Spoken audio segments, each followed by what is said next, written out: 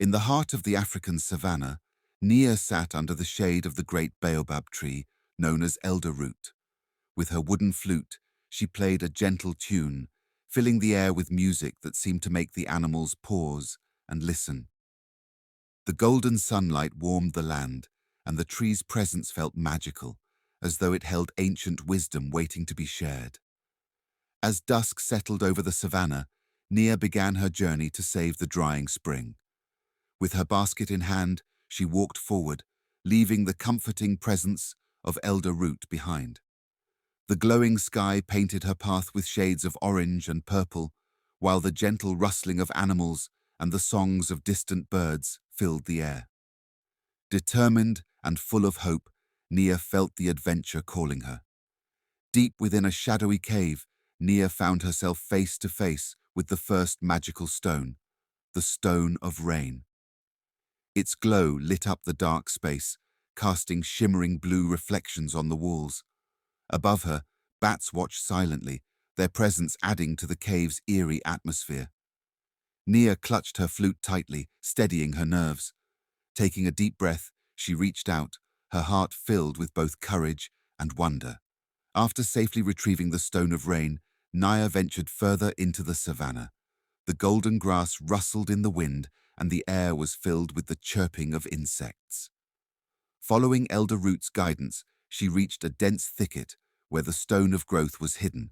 The bush was covered in sharp thorns, making it impossible to reach the glowing green stone inside without injury. Nia thought for a moment and pulled out her flute. Playing a soft tune, she called on the animals nearby. A clever porcupine, intrigued by her melody, approached.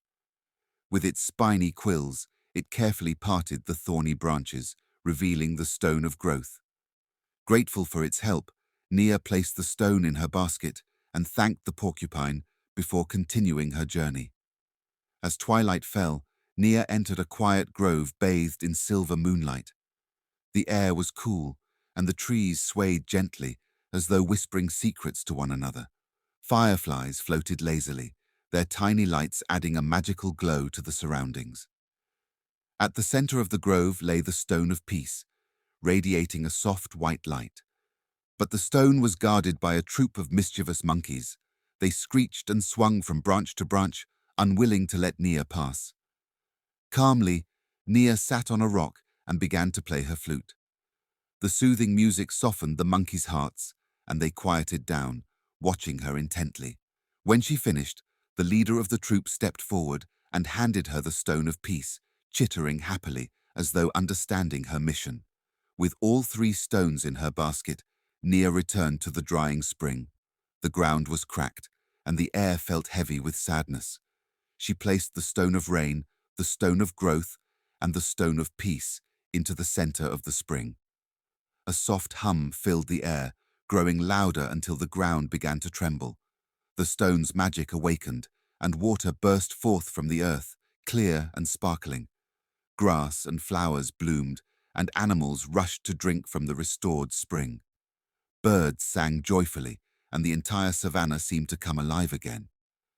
Exhausted but elated, Nia returned to Elder Root under the starry sky.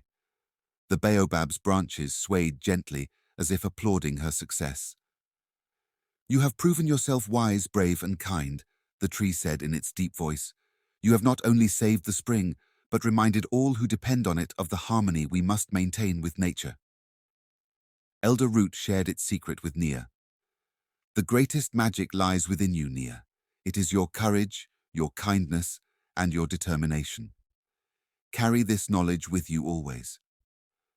From that day on, Nia became a guardian of the savanna, using her wisdom and bravery to protect its wonders. The animals and villagers alike cherished her, and the savanna thrived under her care. The end.